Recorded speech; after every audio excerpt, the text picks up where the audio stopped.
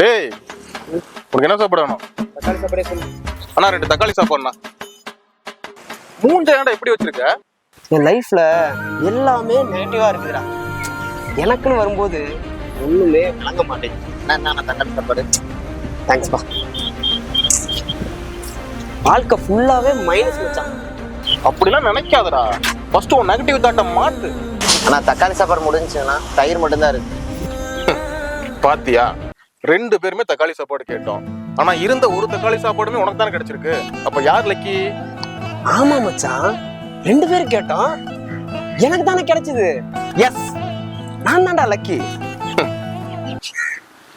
அதிர்ஷ்டம் எனக்கு எதிராளி, நான் தோத்த போராளு. 24 மணி நேரம் எனக்கு இல்ல நல்ல நேரம். இதுக்கு என்ன பரிகா?